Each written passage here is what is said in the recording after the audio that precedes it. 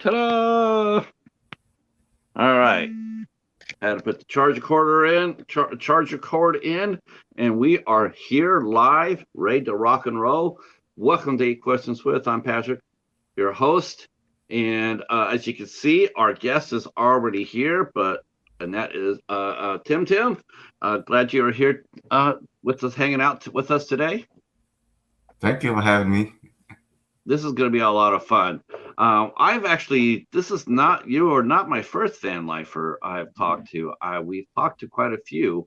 We've talked to Marshall. We've talked to Brene, Ray. We talked to who else? Of course, our good friend Hobbs Hoare. We met him. He was also in van lifer at the time, urban explorer, so to speak. So I enjoy talking to Vanlifer. I enjoy the community very much. It's very different, and and the thing about it is, though, I think when I first started YouTube, it was almost sort of like when you watched it, it was sort of like a lifestyle. But it seems like now more and more and more, especially after what I just saw up in Portland. It's starting to become a way of life. It's not a choice. It's you don't have a choice. You're living in your van or a trailer. I saw pictures the other day from a video, and it showed down the road literally probably a couple hundred trailers on each side of the road, and they're all camped out. They're camped out on the side of the road. That's a I don't know. What do you think, Tim? Do you feel like have you seen that in your travels? Have you noticed that? Have you noticed more and more our people are being forced to get vans, more being forced to get into RVs or cars with trailers on it? I mean, do you see that more and more? Not during my travel, but where I live on my home base, I do see a lot of people actually have to live in the vehicle, from van to car to station wagon to RV. Pretty bad shaped RV, but they had no choice because the rent is too high, especially if you live in California. You know how expensive it is in California. So, Yeah, and it's funny. I saw this comment, like Governor Newsom was talking about, he's talking about how California had the fourth or the fifth, best economy in the world, and with California's, doing very, very well economically. That's what he said, and I just looked at what he said, and then it's like that's what you say, but what we see is two different matters. We're not seeing what you're putting down. We're seeing, tens of thousands of people up in the Bay Area that are homeless. Close to 70,000. 70,000. My town where I live in has mm, like 80,000 people in it, maybe 82,000. It's like my whole town would be almost LA's homeless, and it boggles my brain. I can't believe it because I don't have exactly a small town. It's a good sized city. right? Um, now it's crazy to see what was really a cool idea that to go out and you know get a rig and tweak it out, trick it out, and make it so that you can go exploring. What a great idea. Go see the country. You know, can't Mm. afford to fly, don't want to fly, or whatever. But then you find out that it's so expensive. Hmm. Hey Mayan, how are you? Danny D. Hi Sarah. And you already got your first sub. Sarah, just sub to you. That's awesome. Yeah, your channel size. You are a monster out there, Tim. No, I'm still a little channel. Uh, you have over 7,000 subs. I can totally understand how you got that. And quite honestly, I can see your channel exploding even more here really shortly when people start looking up on what to do to, live in a van or live in a trailer. I can see more and more people coming to your channel because your channel is chock full of knowledge. Oh, Um, yeah. Well, it's that's my goal. This is part of my paying for, effort. You know, even though my channel, I'm telling you, it doesn't make that much money. Since they already put ad on my channel, whether I want it or not, so I say, why not? I'm just gonna make some money and then I will pay it forward, help other people. Yeah, I just think that I think it's just one of those channels that just it's gonna grow. I mean, it's gonna catch fire and it's just gonna pop.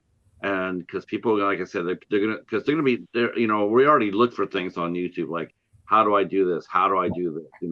And people do that all the time. I mean, it's almost to the point now where it's like, seriously, it's like, if I don't know what to do or how to do it, that's the first thing I do is I immediately go to the YouTube and type in what I'm doing, and then somebody out there will have what I need.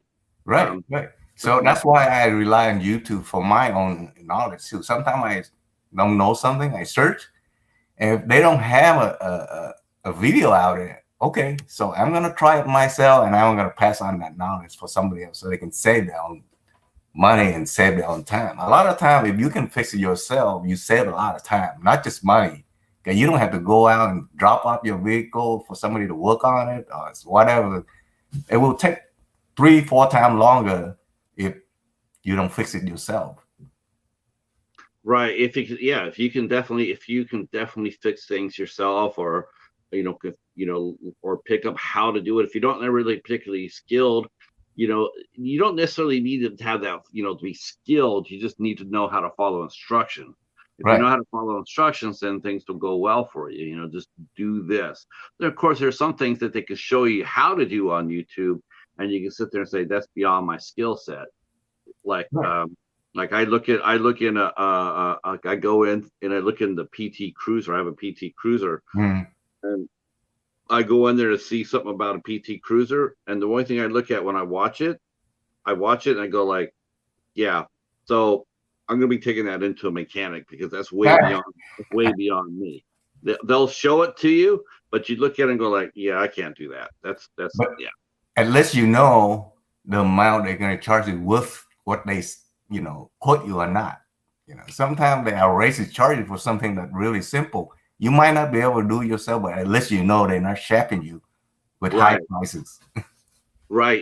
That's right, because that's what happened to me, because when I was looking at my car, I was looking to replace a belt.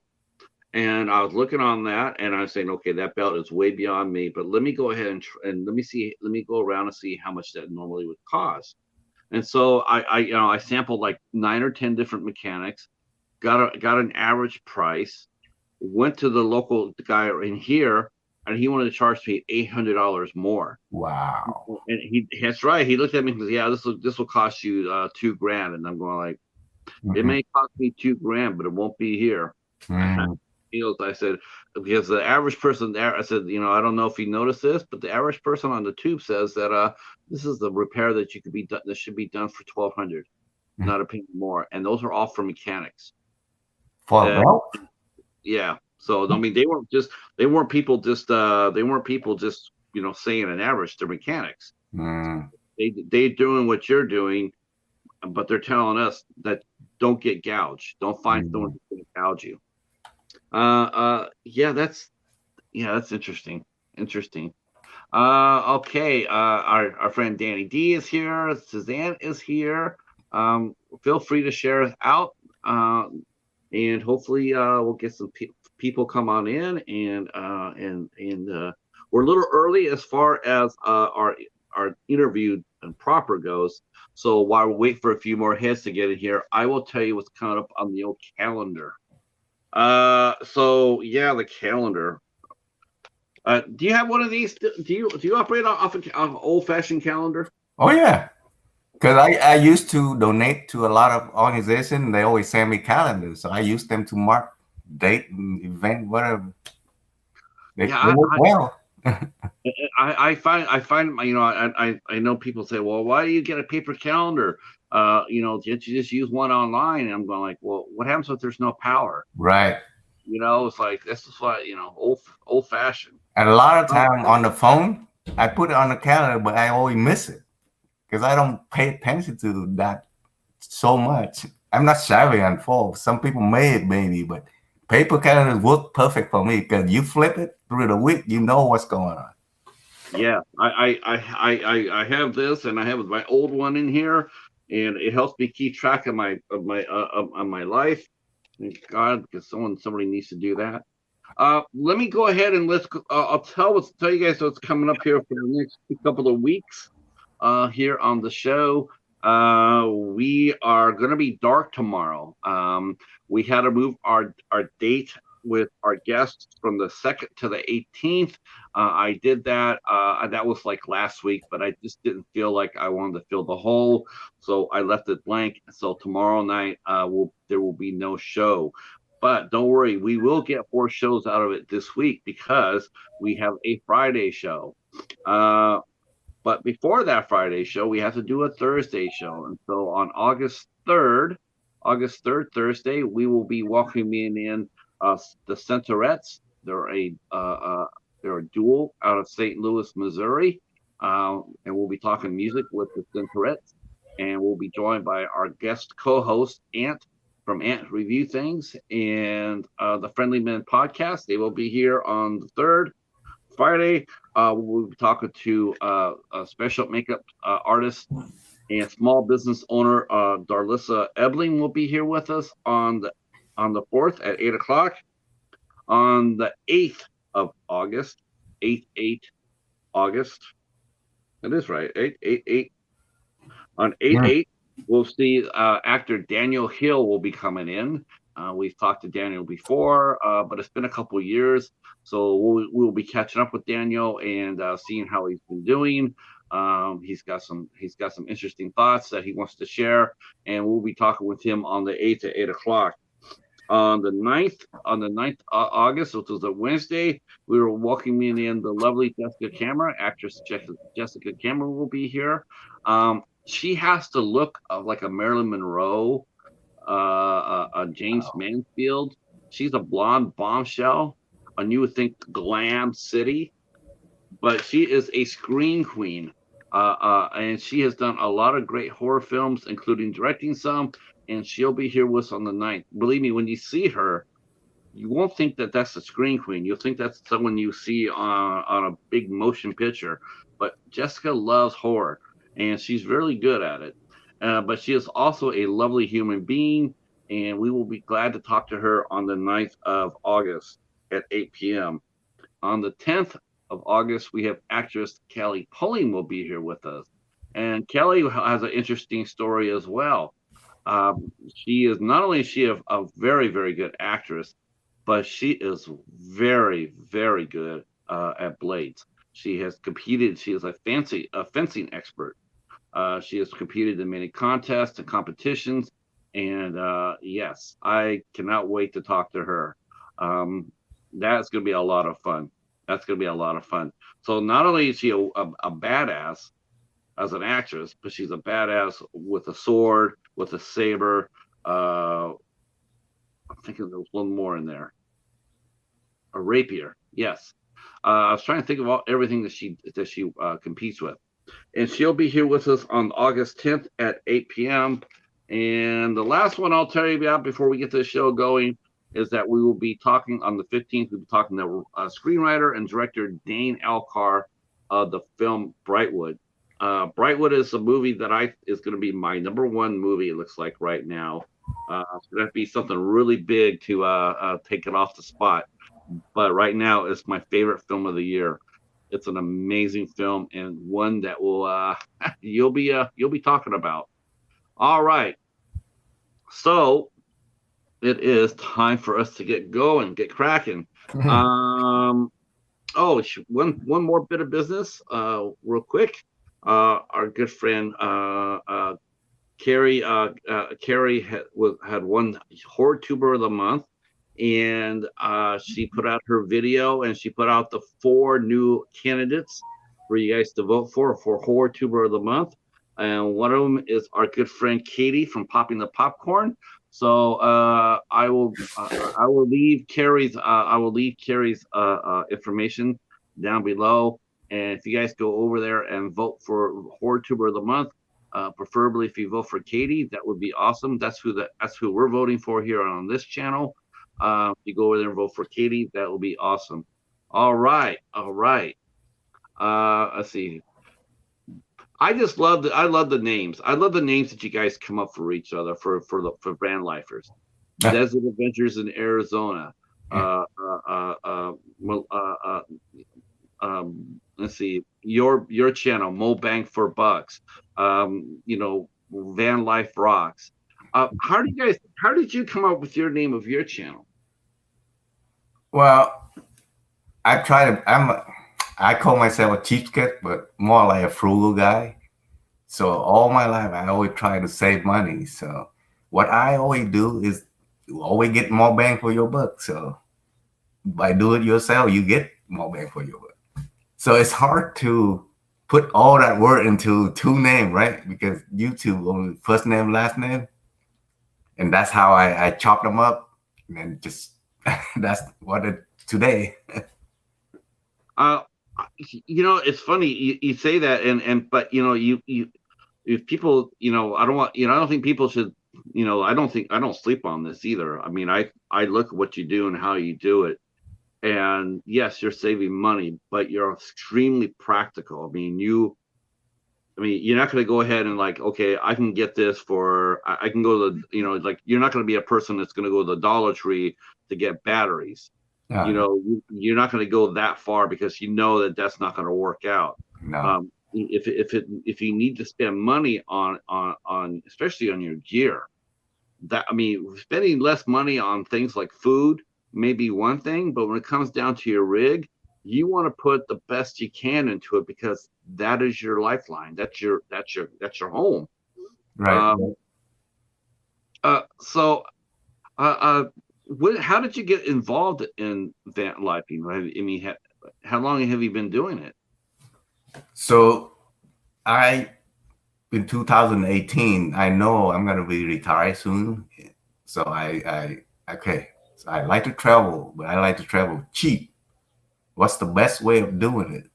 Being in a regular vehicle, sure, I can take the seat out and all that stuff, but it's not as roomy as a minivan.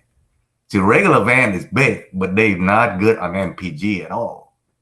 So I want something to give me a decent MPG, but still give me the comfort just for me, because I already knew that I'd be traveling by myself. So that's how I come out. And I do my research on YouTube like everybody does. And a lot of these people make all these fancy builds. Like, wow, that's a lot of money to invest something that you might not like it or like it at all. So like, I'm gonna do it my way, see how cheap I can go, and progress from there. And I actually spend more money on my first build than I actually have now. Now that I perfect to what I need and will work for me to what the need I do on my traveling cheap. So minivan camper is the best mode for me right now. I don't want people to because I don't want, because you don't want to, to me it's like when you keep saying cheap, I think the word, it's smart. It's not cheap, it's smart. You spend smartly. You build smartly. You build with a purpose. I don't think you just go out there and do it cheap. I mean, if you did cheap, your van would be falling apart. You wouldn't be going out to all these adventures if you were doing it all cheap. Well, yeah, with the vehicle, you can't go cheap. You have to have a reliable vehicle. But everything inside, you can go cheap inside.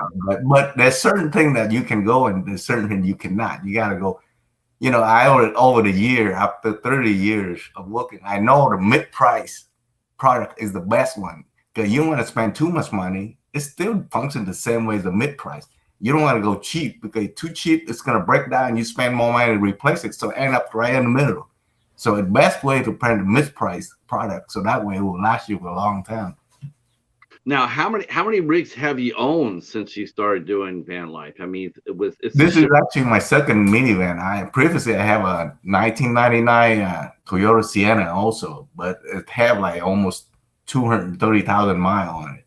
Unfortunately, the previous two owners, they did not take care of it well, so the internal component of the engine kind of wear out. Eventually, I don't know, something really bad, clacking noise is going on, like it's done. So that's why I replaced with this one. The first vehicle I paid 2,400 for it, which is pretty decent for with 190,000 miles on it. It lasts me almost 2 years and what 190. So get me about 40,000 miles out of it. But I did put a lot of money in my own time fixing it up. So it ended up costing me about 5,000.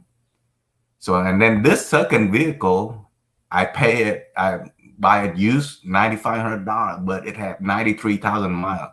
So far, it's the best vehicle I own already, used vehicle. So let's see how long it lasts. I already put almost 40,000 miles on already. Wow. Well, that's quite a bit. Now, what year is your minivan? This It one is 2008, so it's 15 years old already. Okay, but it's still, but I mean, even though it has 40,000, you have 40,000 miles on it. Even though you have 40,000, it's still gently used, right? You Right haven't. now, it's sitting at 135,000 for Toyota engine. That's just barely breaking in. Wow, If you maintain it well, Toyota engine, especially the Sienna V6 one, will last you 300,000 miles if you maintain it well. that's insane. That's really good to know. Let's see. Yep, there's my link right there, and then of course we have Tim's is up here. I pinned Tim's his channel is right on the very top. If you haven't subscribed to Tim, please do so. Highly recommend it. And nice meeting everybody coming in. If you're new to the channel, we do this 3 times a week with various people from everywhere. In fact, before you got here today, we talked to an actress who lives in Slovenia. So we got to talk to her earlier today. So we still managed to come back in time to do this interview. How do you like that? Uh, let's talk about some travels. So you like the Sienna best. So this is your second one that you bought. Now how did you decide what model of van to buy? I mean, that's the first. I guess that's the most important thing when you're going to do van life is what I guess is what are you going to drive, and what's your intent? I mean, what do you want to do with your van? Do you want to go cross country with it? Are you wanting to do short trips with it? Are you going to try to do just like maybe a week at a time?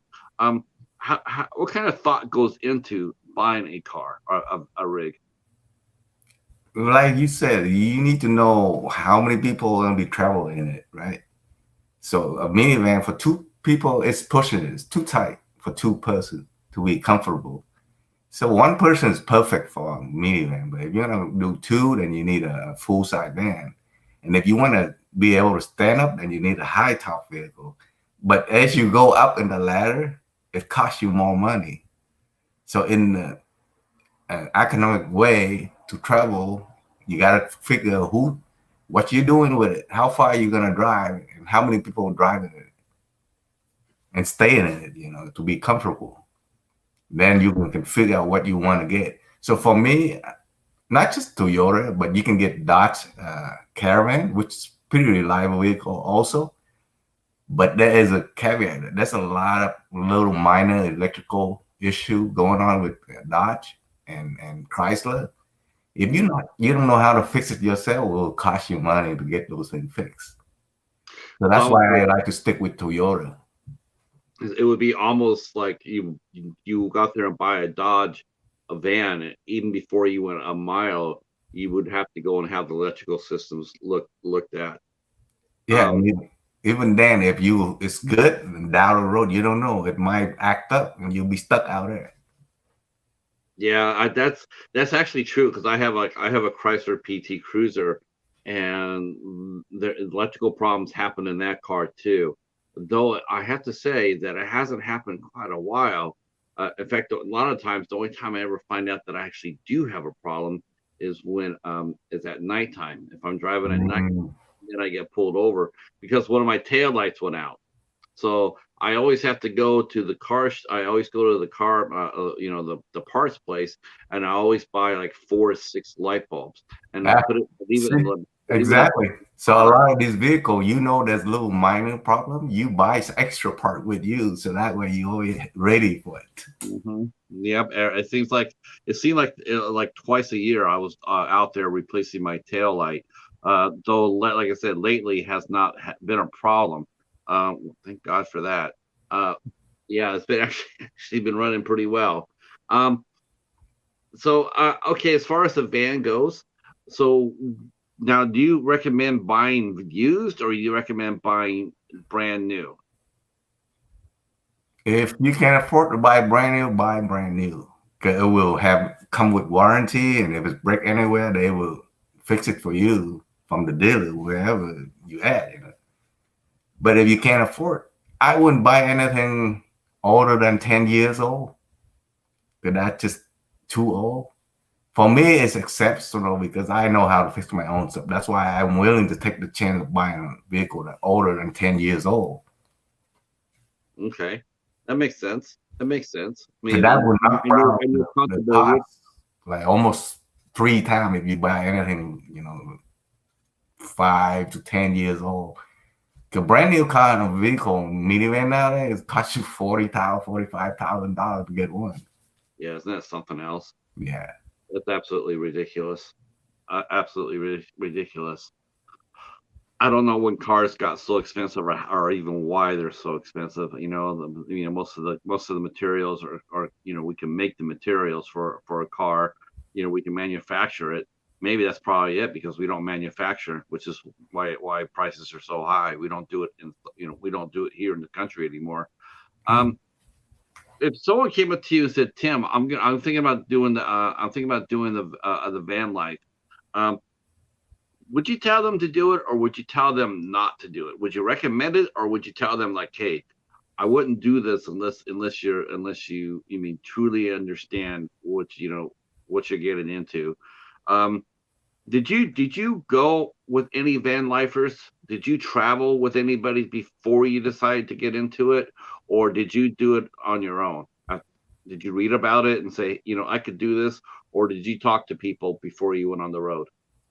Okay. So I did it on my own, but I have my reason that I was able to do it because I use to be in a van lifer, you have to be a minimalist. You literally everything you do has to be minimalist. You can't just have a full blown stuff like you had at home, the convenient at home. You got to be minimalist. So before I migrated here back in 1970, by the way, I was a Vietnamese refugee coming here. So before we came to the United States, they put it in kind of like a camp to process us. So I live in an island for 9 months. And now that my 9 months, I built my own little hut that I gather stuff around. They actually build a bunch of, building structures for us to live in, but it's too crowded. So my parents didn't like it. So we moved move up the hill a little bit and build a little hut up there. And I actually built a hut, strip up the bark from the trees to build a wall. And then I make my own rope from cheap, plastic, rope out of it. And I there's clay on the side of my hut. So I dig it out and I build my own wood fire stove from that. So I know how to live minimalist, and I actually go get water every day from the spring near where we live. So I already have that mentality how to live simple. So living in a van is a luxury for me, actually. Yeah. Yeah, yeah, we'll get to that because your builds are amazing. Um, so you came to America in '79. Yes. Um, let me ask. That's interesting. Let me ask you this.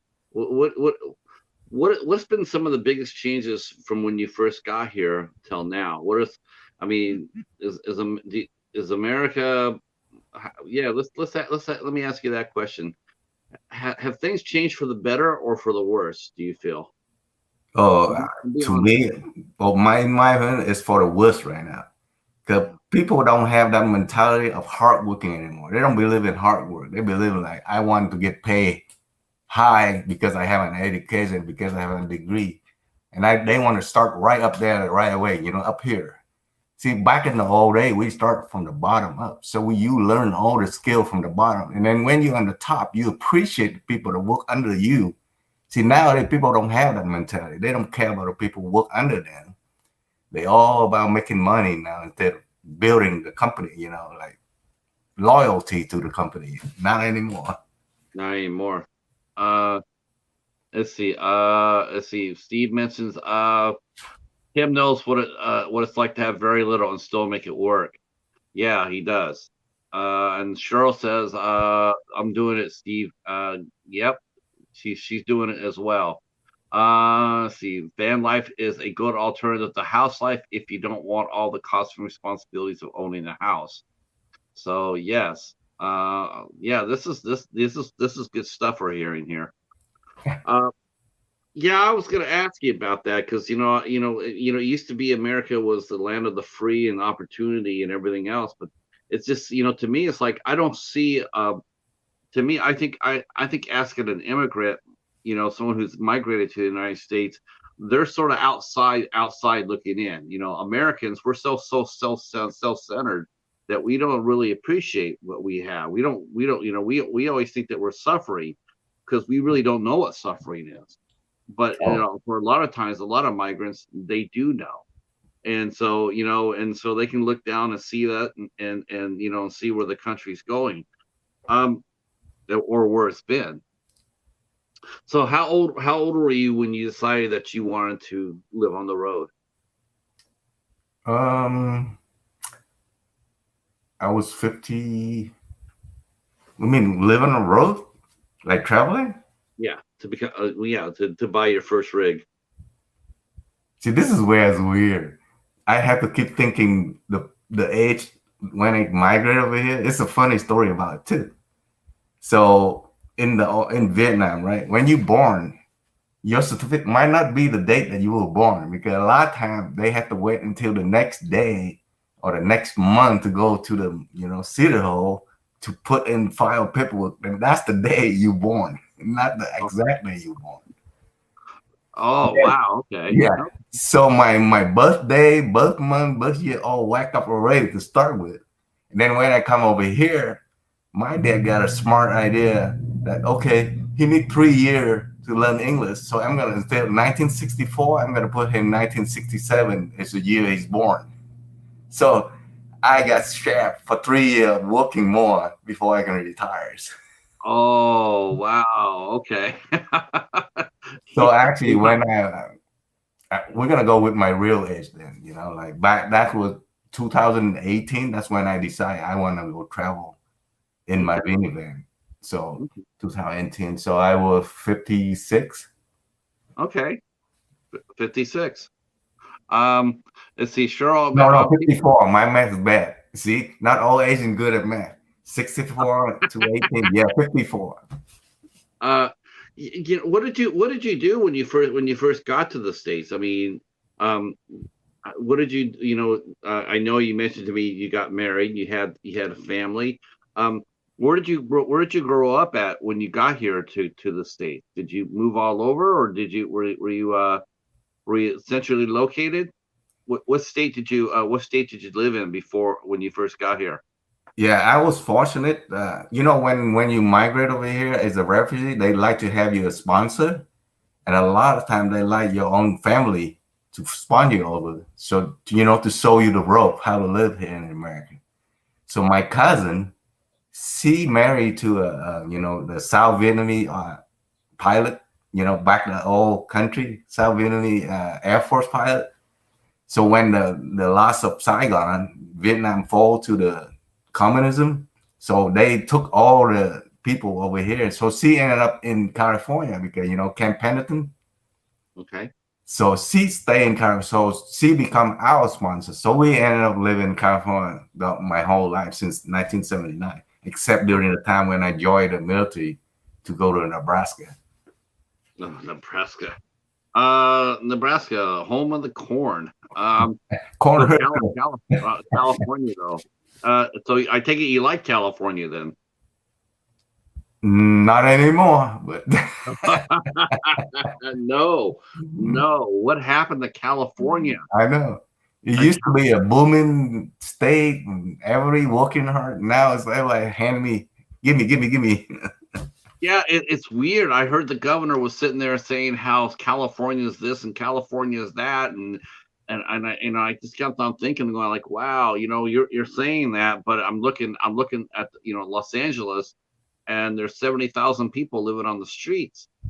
It's absolutely insane. Um, and it's not just California either. It looks like it's spreading up the coast. I'm not sure Zan is still here or not, but I saw a video of Oregon, inside of Oregon, outside of Portland, and it showed like a roadway with this hundreds of trailers and vans and cars living on the side of the road. I mean, they're not living in the woods; they're living on the side of the road. That is absolutely crazy. I guess it's I guess look, you and I had talked briefly about this. The van life went from being a lifestyle to life. This is what people are doing to survive. They're living in their vans or trailers. Never saw that coming. I didn't think. I never saw. I didn't think I ever see anything like this before. Well, Thank you for coming. Sure, I appreciate it very much. people have to adapt. Your life changing, then you got to adapt to it. Yes. See, to me, that's why people can learn so much from you, Tim, because you came here, you adapted, you not only did you survive, you didn't just survive, you thrived. You have taken, you're doing very well.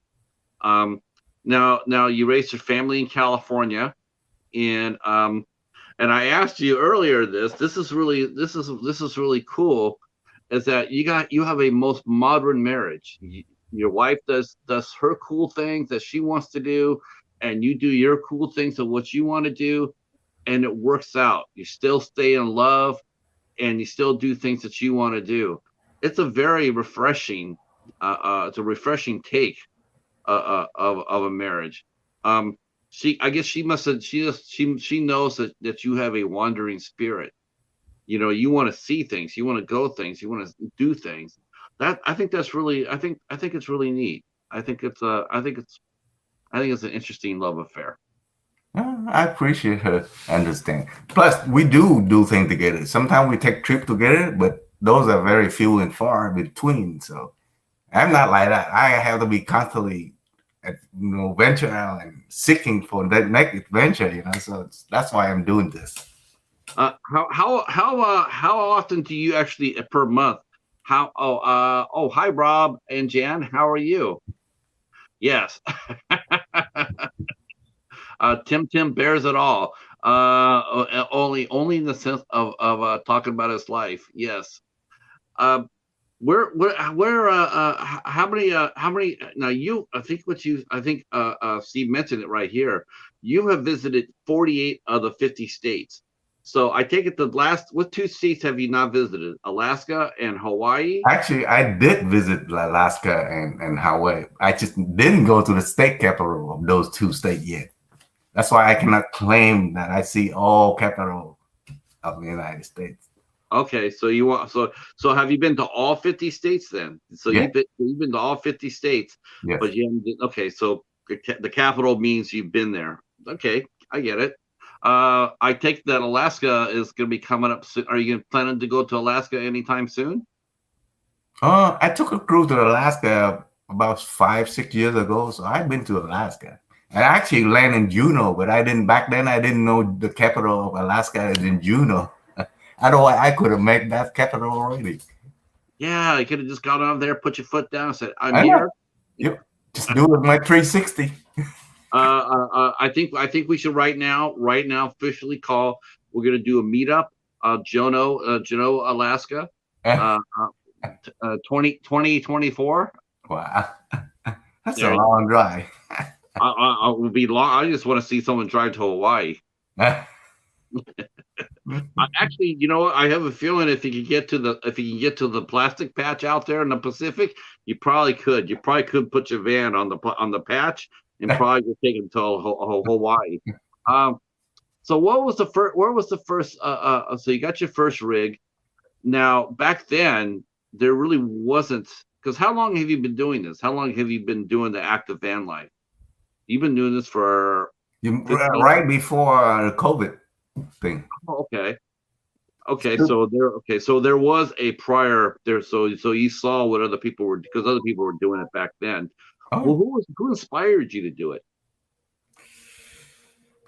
not any particular person, but I grab. See, I'm very particular. I don't put anybody on pedestal because I know I might be better than them. I'm pretty, a proud person because I have a lot of knowledge, and a Yeah. lot of people out there put out knowledge. They think they more know one know. So I take a little bit of good thing from everybody, and then I see bad thing like, nah, I'm not using that. So that's why what you see and what I'm doing is just a picking the best out of the litter of everybody. So Yeah, you're right. You're right. And I'll say this. I'll back that up by saying that yes, there are some other people out there who may have more fancier rigs or what have you, but those rigs are conditioned for one thing. They're not able to adapt to different scenarios. And that's really what I really love about you and your videos, is that you can take your van and you configure it for every trip that you make. Like, you're going to Utah, fine. This is what I'm going to need to go to Utah, because that's where you're going. You're not going to be caught unaware. Instead of just throwing everything in the van and going like, okay, I'm loaded up. I can go anywhere I want. That isn't necessarily true. Some people overpack, or mhm. they don't pack the right gear. Right. And I think watching your videos educates someone like me who doesn't know anything. We watch with how you do it and pick up on that. Like, okay, that's smart. He's going 600 miles away. He's got a sleeping bag. He's got two pairs of shoes, a first aid kit, flare, and everything else for that trip. Now, of course, if you go down to like to Arizona, you might need, more reflectors. You might need, 20 more gallons of water. Things that you wouldn't need if you went to Utah, because you have that. You have Right. those. And here's a kicker too. Ever since I'm famous for making egg roll, so that's part of the it's essential every trip because I have to prep the fresh and ingredient and cooking ware, everything to make egg roll on the road. People laugh at me and say, "Hey, I do all that in my minivan. I make an egg roll and prep egg roll in the minivan." they don't believe it. They come and see. Let's see. Rob, let's see. Steve mentions just as long as he doesn't miss the Ironwood meetup in February of 2024. Ironwood. Where is Ironwood at? We Oh, have that we have in we Tu- have we have that. Tucson, Arizona. Okay, because we have an Ironwood in Michigan. Oh, Um, let's see. And Robin Jam mentions what you don't have us on a pedestal. actually, they Rob, his bill is very well built. Oh But my God, it's you guys not. It's are not within that my big. budget. It's not within my necessity. So that's why. Well, If you you guys, want to build a good van like that, Rob is a van that you want to follow. I seen a lot of people that a lot of their rigs are really, really good. I mean, they're really good.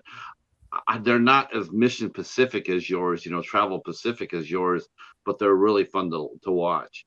I just like yours because yours is like, it's so smartly done.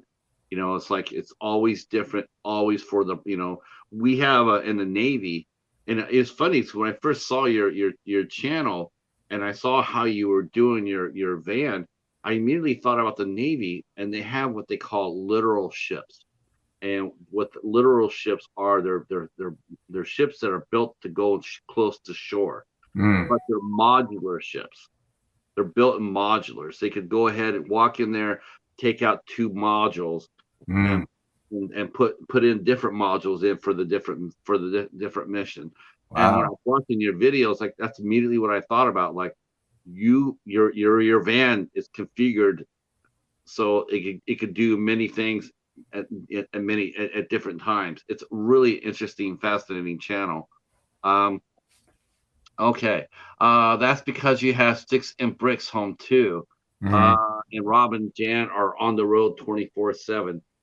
What do you like having a home base? I mean, does that make you feel like you have extra security, knowing that you do have a static home base, or like how many weeks a year do you actually spend at home? I spend at home maybe half time of the year, but I it's already paid for. The only thing I'm paying right now is tax, which is 600 a month. Where else can you go rent a place for 600 a month? Even if I'm not taking care of it, but I do take care of my home, so it will stay good. And it's kind of an investment.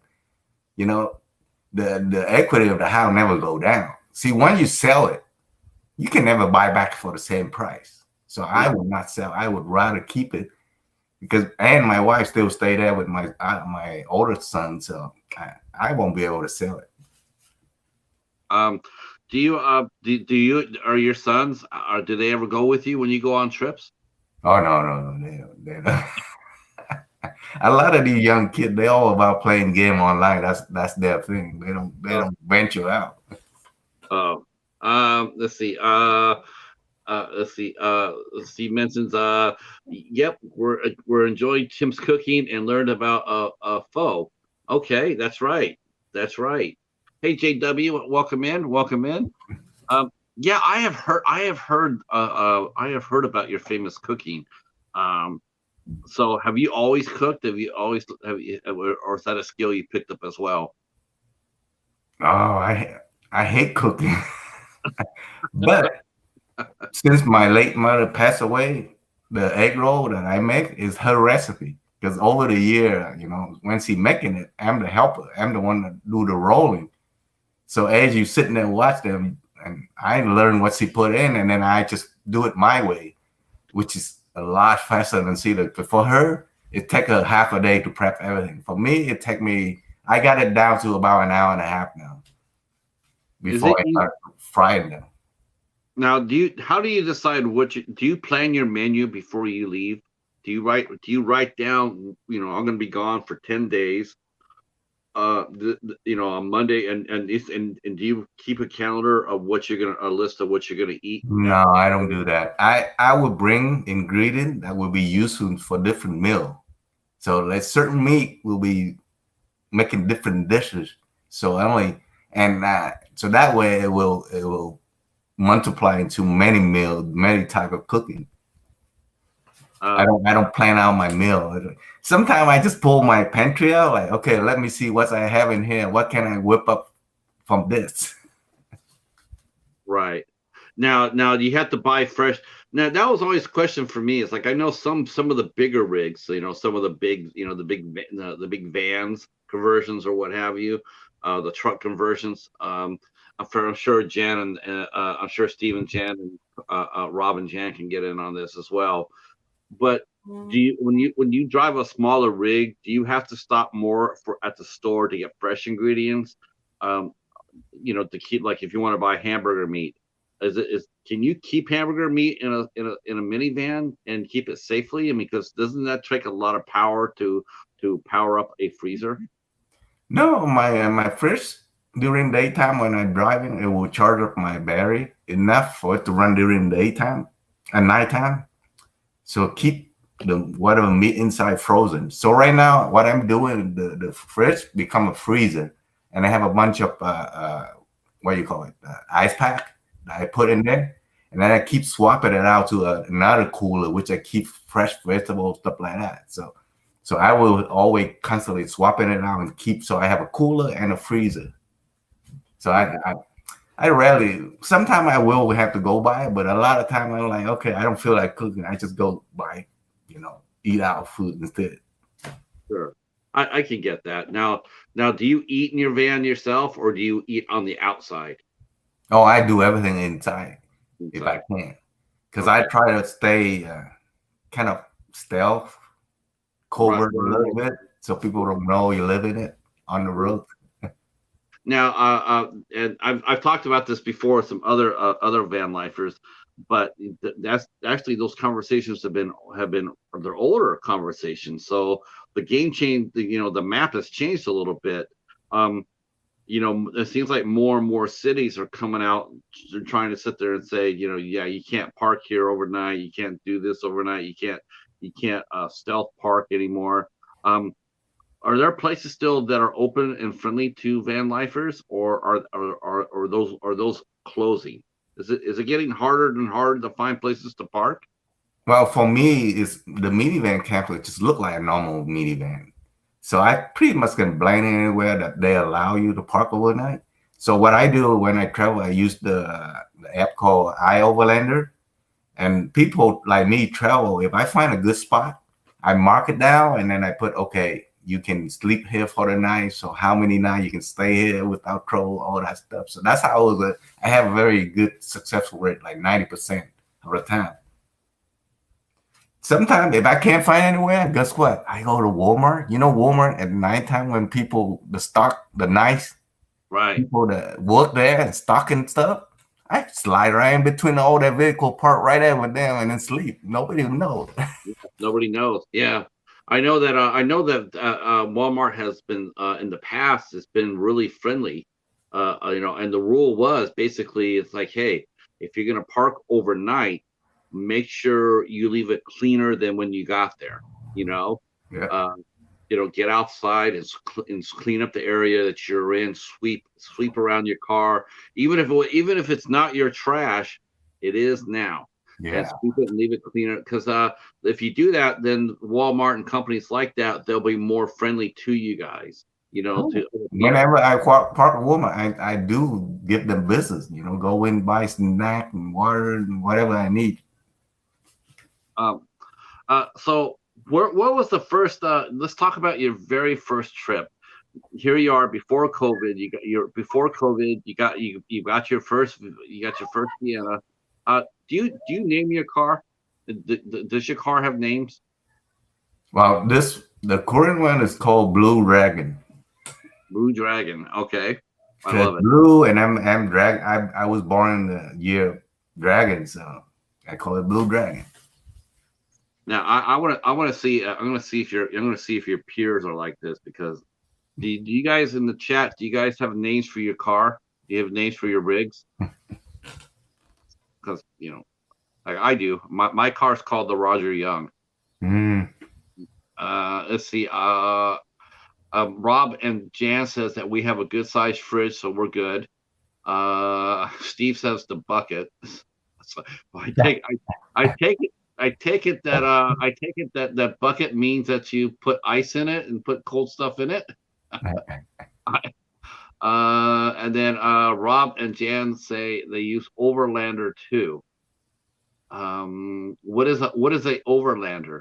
I Overlanded is an app. Oh, okay. And Steve's vehicle is named Vista. That's a really Mm. cool. Okay, all right. Uh, or is that the name of the car? Is that the brand? Is that the brand name, or is that the name you gave your car? I'm sort of out of touch with that. I guess Vista in Spanish means view, right? Both. It's both. The name of the car he drives is Vista, and that's what he calls it. That makes sense.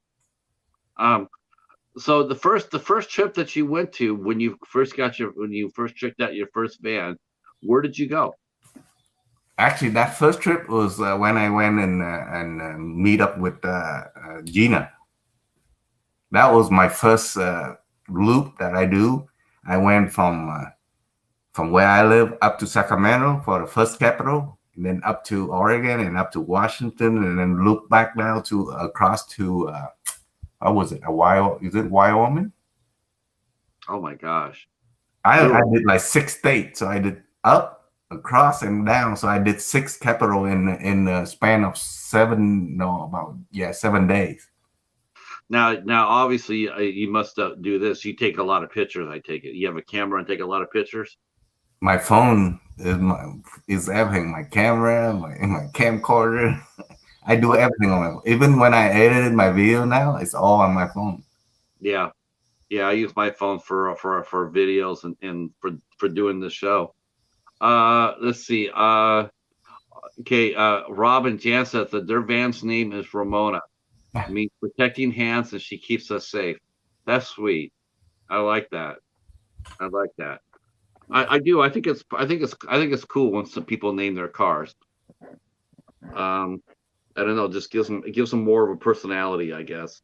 Um, Gina, that's the lady from Canada, right? No, that's from Vanlife with Gina. She's in Oh, Van Life. Okay. Oregon. Who's the other one? There's two of them, I guess. There's Van Life with Gina, and there isn't there one in Canada named Gina as well? No, I don't know. I probably didn't follow her, so I don't. I, now I can't remember. I should remember, but I don't. I do know that she's in Canada though. Uh, uh, so you went to make you did 6 states in 7 days. Um, what was it like? I mean, you did that was it? Did you make that? You did that trip by yourself, right? So that was your Yeah, first time that pretty you much all my trip that I do is by myself because I were. travel very fast. I drive at least from 500 miles to 700 miles a day. My God. I mean, you don't stop and you don't stop and smell the roses in, right? I do stop, take picture, and then as soon as I took picture and see what I want and hop right back on and keep driving. What are some of the things? Do you write things? Do you have like a bucket list of all the places and things you want to see before you get off Well, the road? now back then, my goal was to make to all the state, 48 state, Okay. corners wise.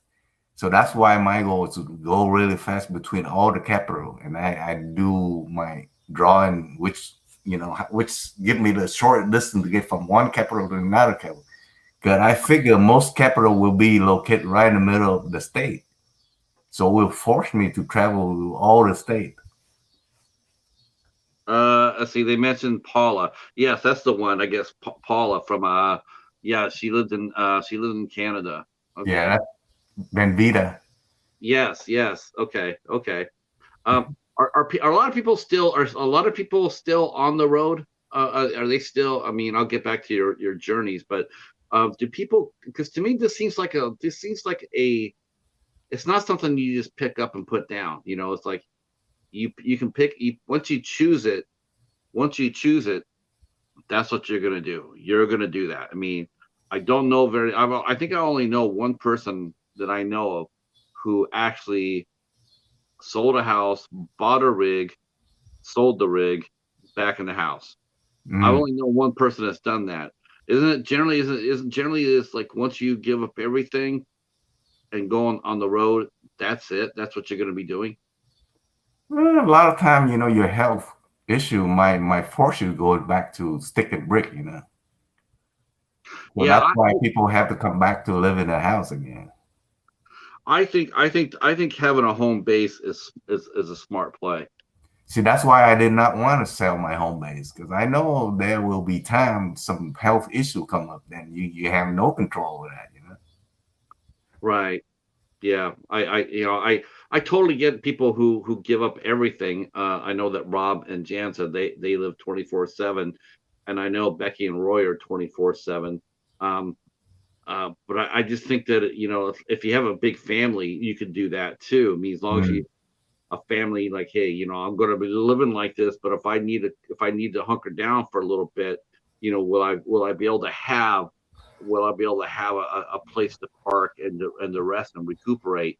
And it sounds like a lot of people do have that. Plus, Uh, for my situation, my wife is stationary, so I can't just sell that house. She had to stay somewhere. Plus, both of my well, son back then they not situated with a good job yet, so they still living with us. So we have to have a place for them. how old are your sons? The oldest is 27 now. The young one I live with here is 25. Okay, but it's a little hard. It's hard though, isn't it? I mean, For me or for them? for them.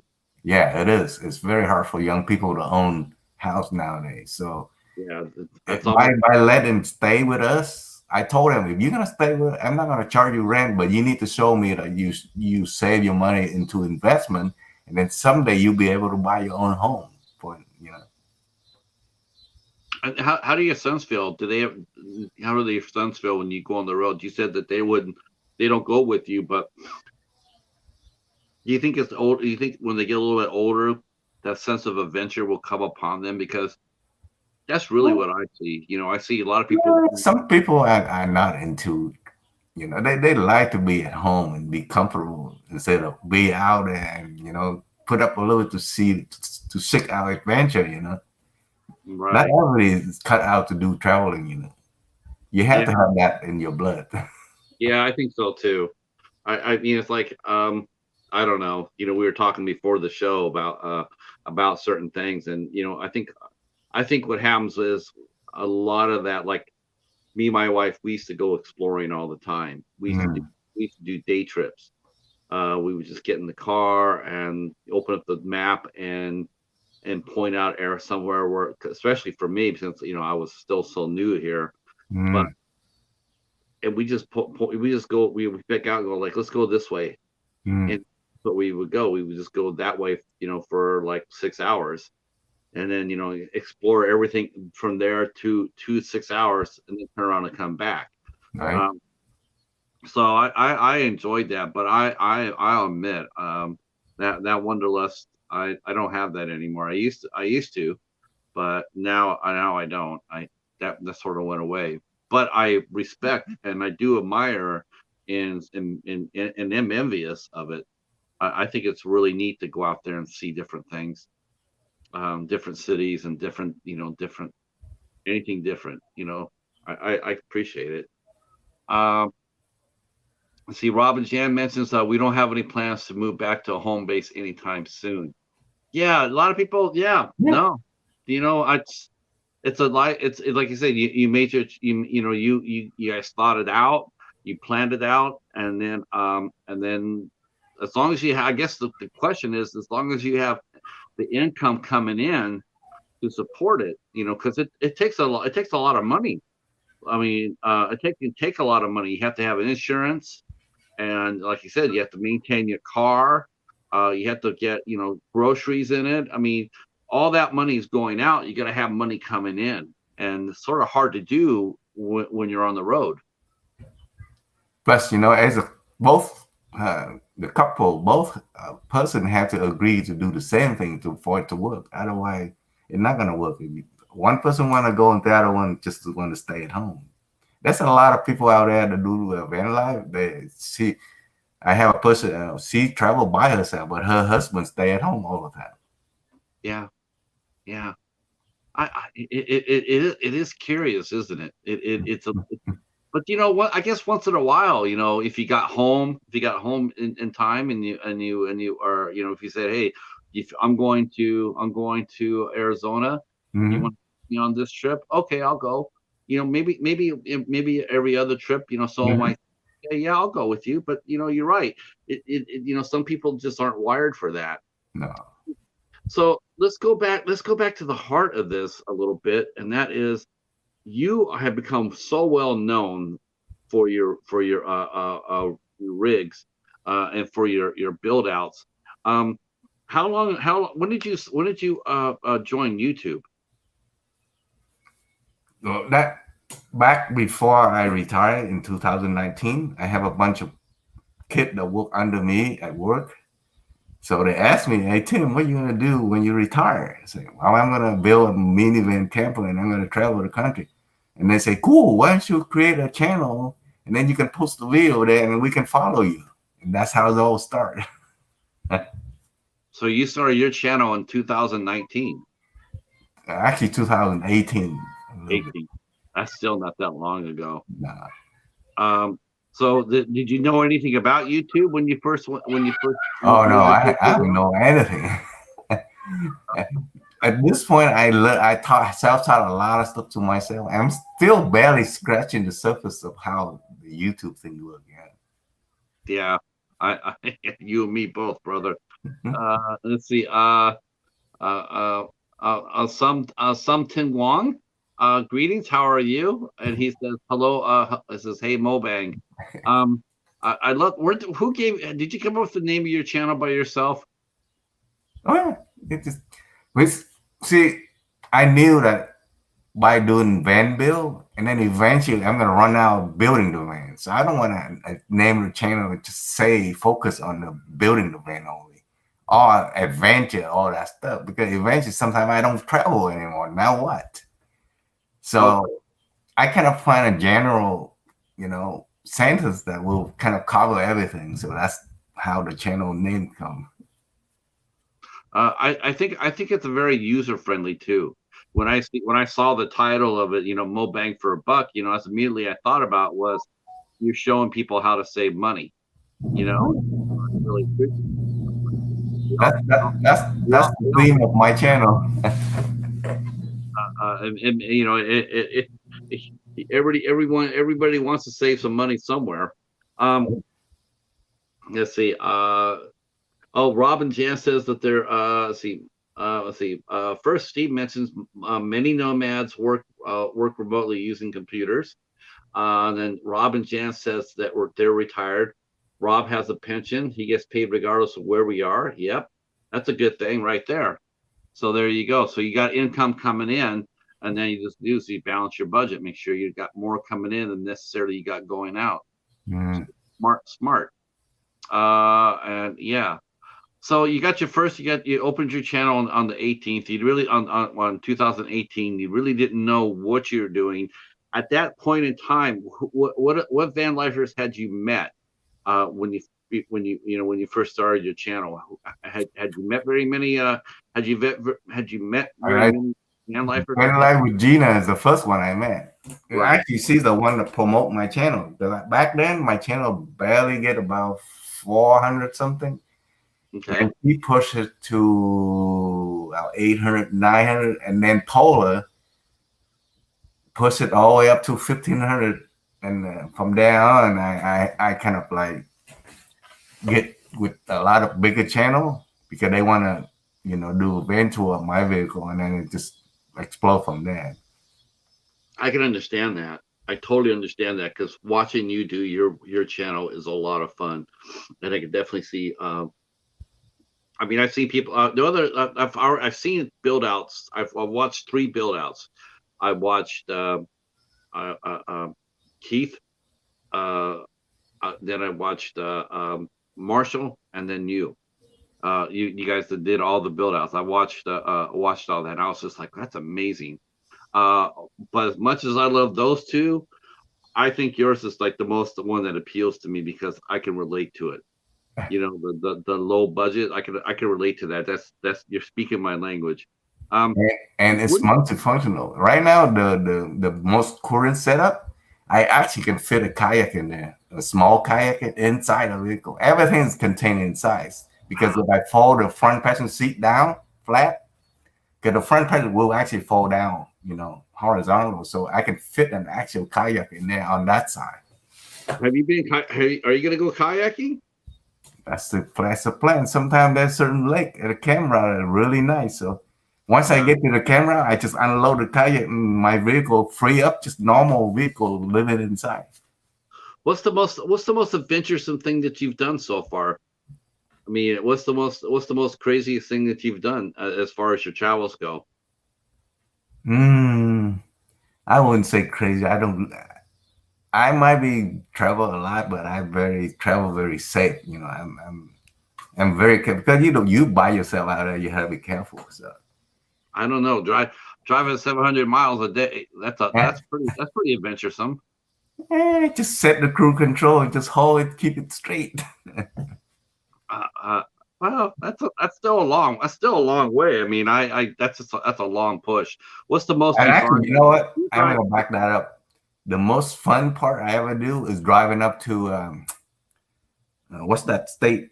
up in Montana, way in the Montana, Okay. Montana, North Dakota. Uh, way up on the top. I can't think of the name of that place now. Because yeah, I was North Dakota, actually South driving Dakota. it in the snow. Oh, okay. Oh gosh, yes. So but Montana, has Montana been has that been your favorite state? Oh, the scenery on the highway driving is gorgeous. It's just like you know how like you see in a picture or drawing or painting. That's real life painting right there in Montana scenery. Isn't As it? you driving along the highway, it's beautiful. Let's see. Glaciers National Park. That's what I'm thinking. Oh, Glacier. Okay. I was Uh, there, not a soul was there. I was the only one there by myself driving in the snow. oh my gosh. Yeah. Driving in snow is it actually, it's funny. It's like, most people, they hate it. They hate driving in the snow. I don't mind it. I, No. I I will drive in the snow. I'd have no problem driving in snow. Let's see. Steve mentions Tim's build can be reconfigured into a passenger van in a few moments. That's unique. Yes, it is. His builds are insanely cool. And this is the person who got me into van life. The person who introduced me to van life, and that would be Josh from Hobbs Horror. Uh, Mm. when I met Hobbs, he was van lifing it. And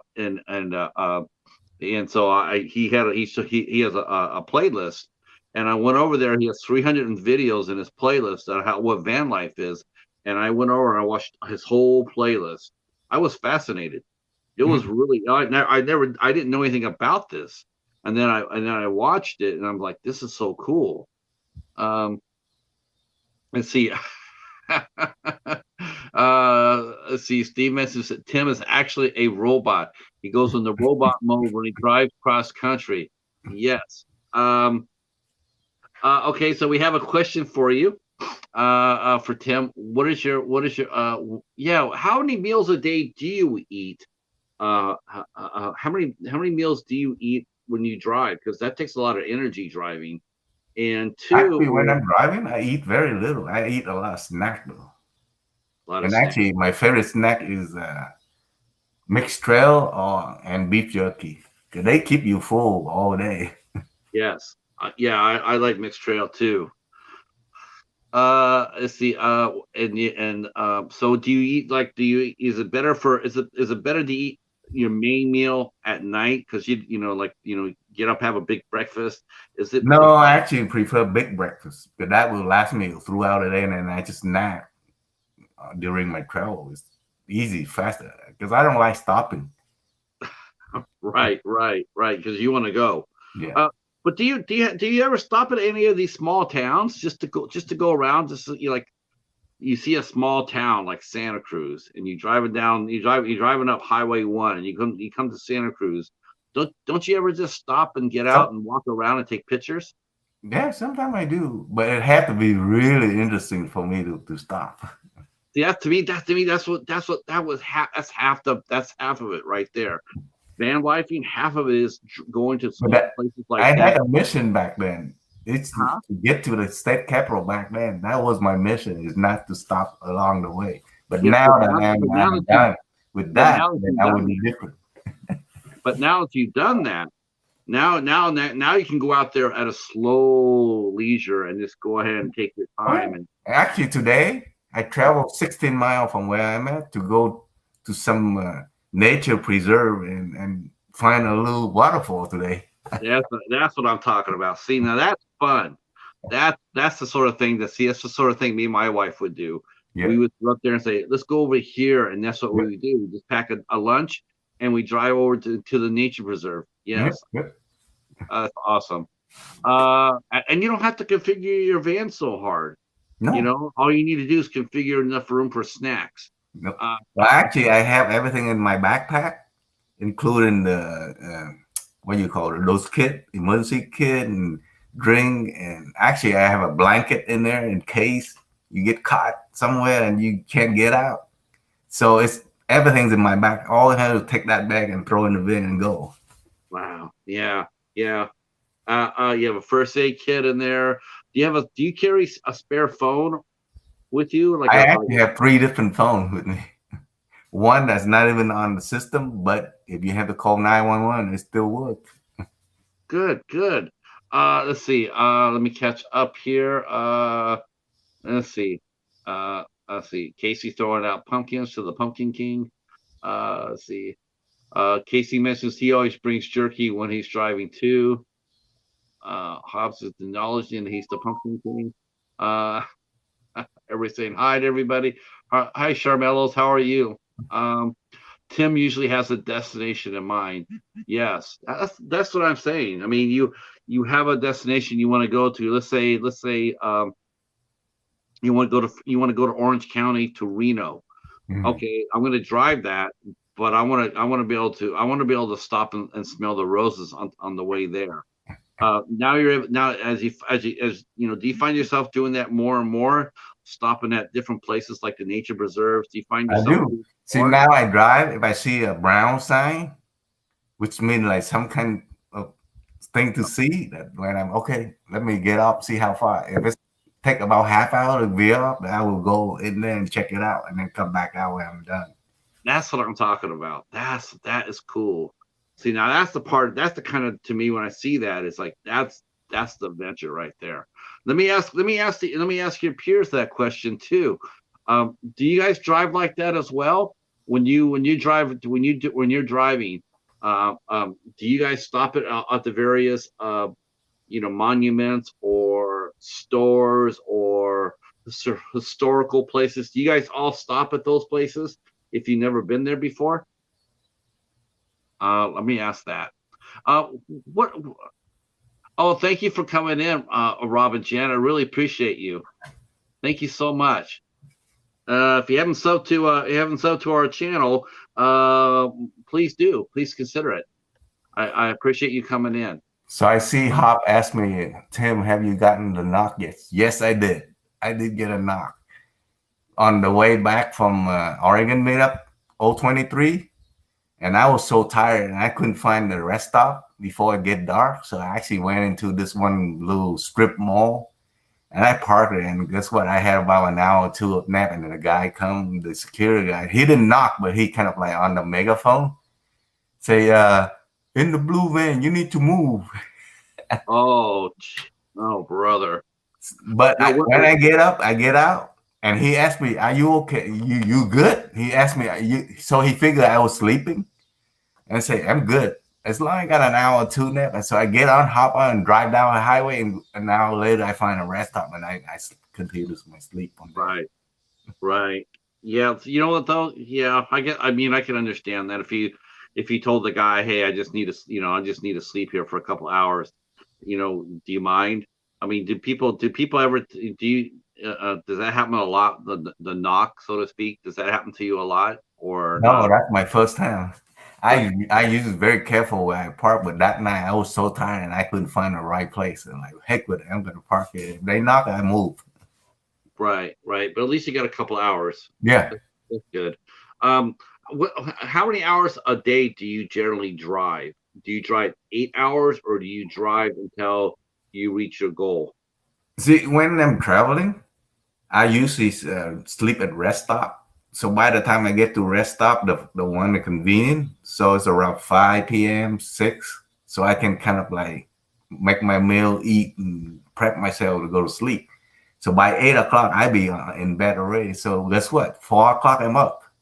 I only need about 5 or 6 hours, but 4 o'clock, I'm up making my coffee, and guess what? Jump on the vehicle, drive down the road. So I be driving from 5 a.m. to 5 p.m. Okay, so that's a 12-hour day.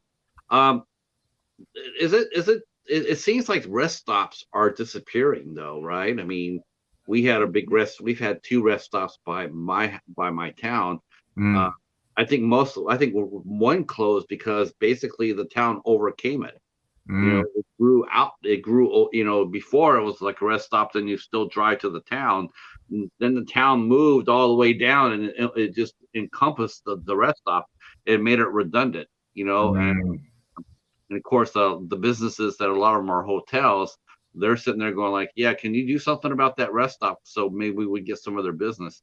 Mm. Are rest stops as we know them, are they disappearing? No, they on all the major highway. They still there. They all over the place. Okay. See. Yeah. Yeah. Cause like I said, I've seen. It just seems like they've not quite as. You don't see them quite as often as you used to.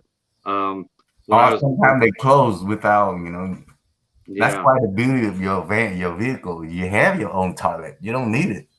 You just need to sleep for the night. Well, it's the hardest thing. It's the hardest thing though. Like the one thing that you would look for more than anything else is like to me is like I've seen people with the bathroom question is the one that gets me. It's like okay, I can understand if if you're driving and you got to pull over and take a whizzer, but what do you do when you have to go poop? I mean, You set it up inside your vehicle and do your thing, and then wrap it up and throw it in the trash. ooh man, that's have you ever been caught? Have you ever been caught where you've had to do that? Oh, I have to admit, I actually do it more than I should, but if you gotta go, you gotta go. Yeah, I guess I would try to. I guess that's part of the. I mean, it's part. I guess the pro is if you got caught on the highway doing that, it's like you're looking around going, like, "There's not very many people here. I could get away. I could do a papa squat and bury it." But then again, if you're driving and then if you drive in urban areas, it used to be you could actually go inside of a business and go to the bathroom. Now they're saying, well, you can't come inside the business unless you buy something, and it's just like, okay, I'll buy a small Coke. I'm going to use your toilet. Um, but it used to be that anybody could go inside the bathroom at any time. You pull, that was one of the things about the rest area was you could pull into the rest area and go to the bathroom. Hmm. That is that the biggest issue, or is it like having a flat tire? Have you ever had a flat tire on the freeway? Not yet, because I usually keep my tire very, I like to have a lot of tread on it. Yeah, me And even too. if it does, I will fix my own flat tire on the road. I have kit to do all that. Yeah, I'm with you. My tire, my shoes need to be replaced. Uh, but I would think that would be the most mechanical thing. Is that the number one people when people talk about things going wrong with their rig? Is it flat tires? Is that the number one issue, or the engine? I would think the tire. But Yeah, the problem, most people will never check on their spare before they leave. You need to check your spare and air it up, make sure it's good condition before you travel anywhere. Because if your normal tire go out and your spare no good, you no good. right. Yeah, you're screwed.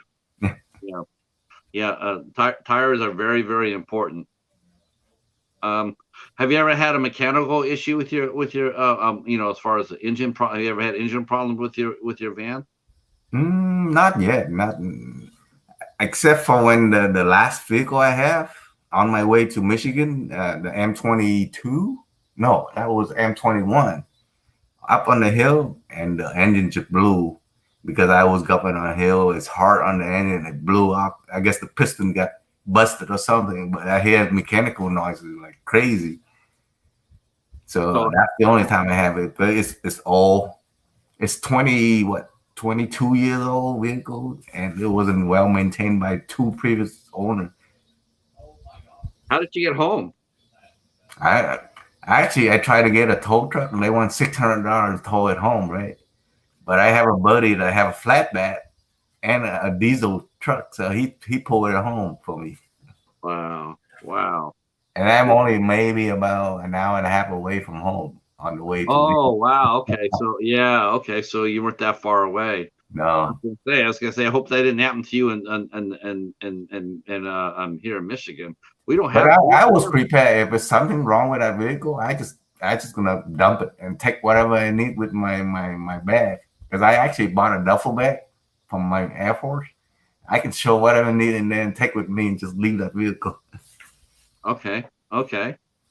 Hi, Andre. How are you? Here, huge weekend at the at boxing.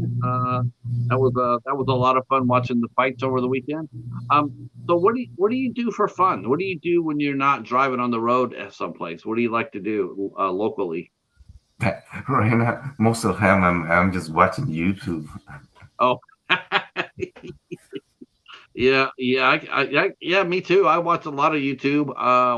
Are you a big movie fan? Do you like watching movies?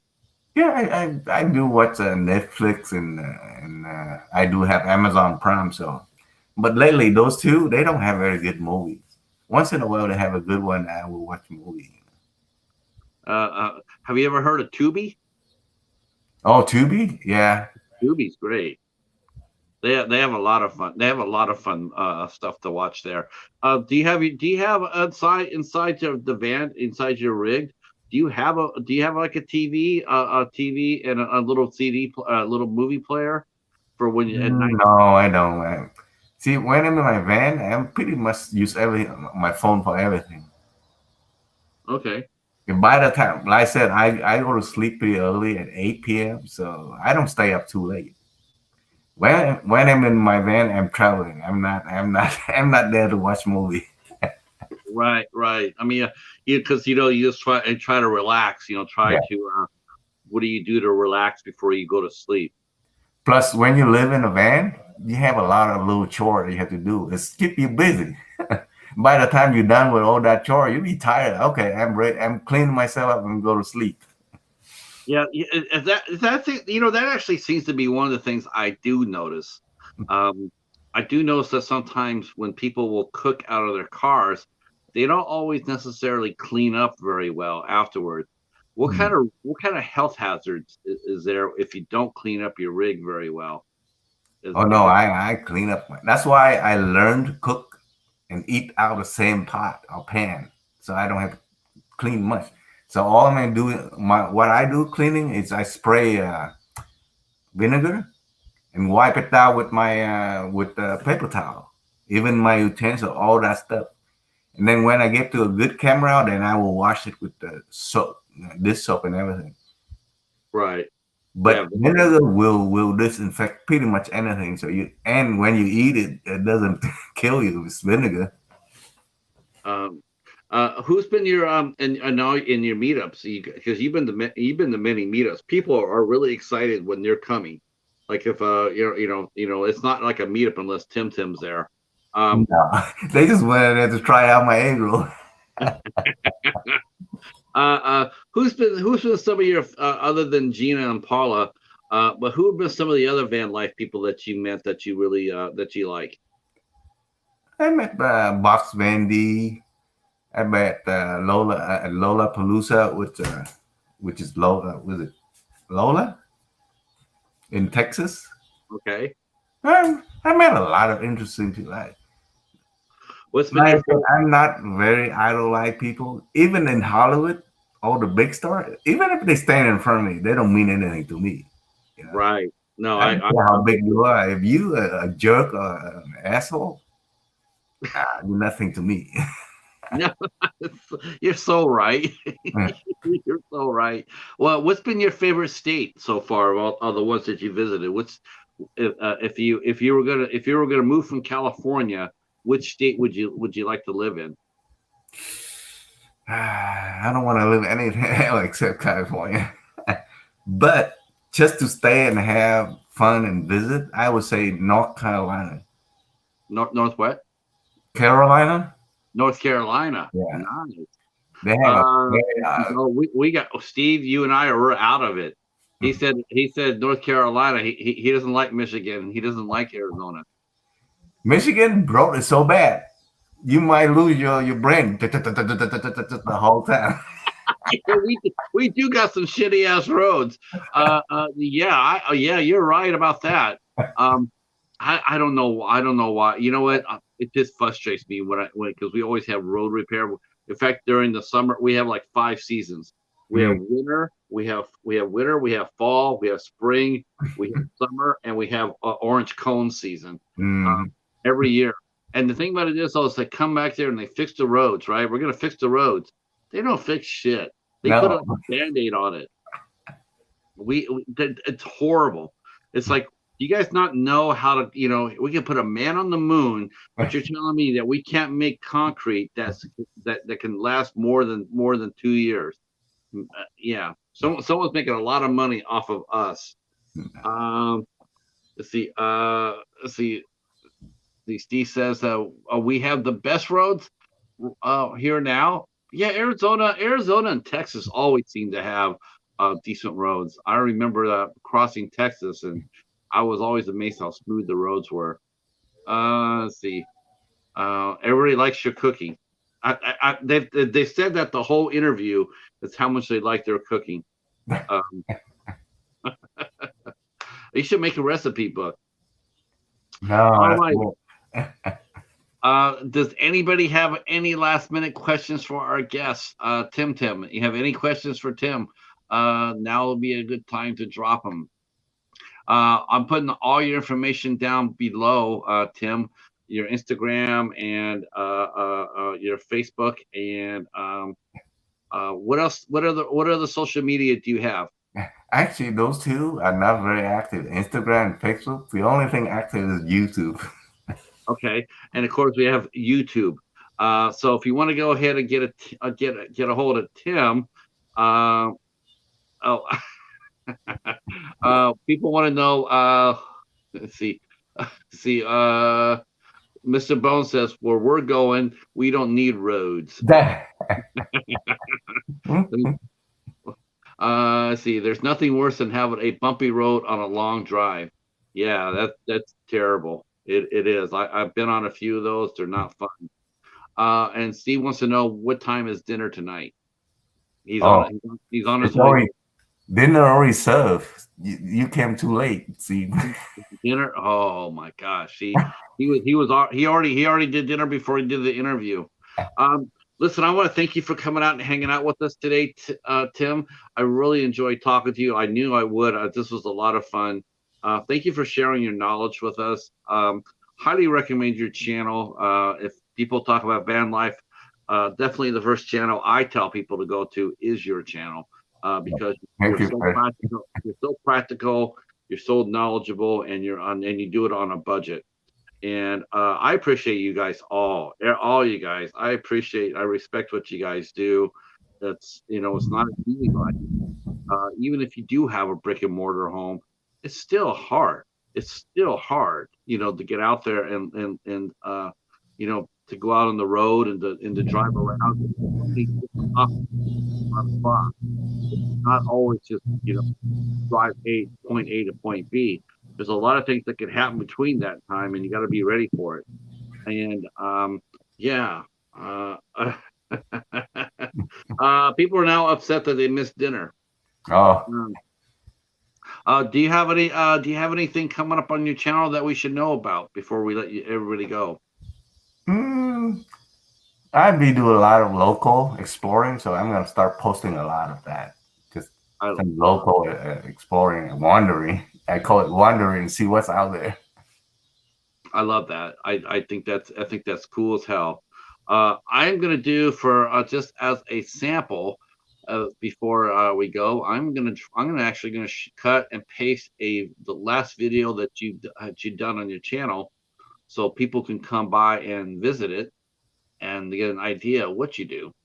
So here's a video from Tim's channel. More bang for your buck. Um, the best of luck to you in the future, and hopefully you'll come back and we'll talk about this. We'll talk again. All right, thank you. Thanks for having me. All right, thanks so much. We'll be back. We won't be here tomorrow night. We'll be back here on Thursday at 8 o'clock. I'll be joined by the Centaurettes from St. Louis, along with our good friend Ant from Ant Review Things, and the Friendly Men podcast crew. And then on Friday, we'll be here with makeup special effects artist and small business owner Darlissa Ebling. She'll be here at 8 o'clock on Friday.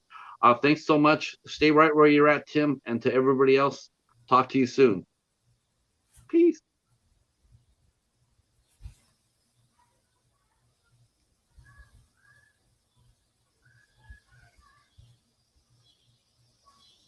Not let me in. Ah, that's so fun. Oh. Oh, no. Ta-da!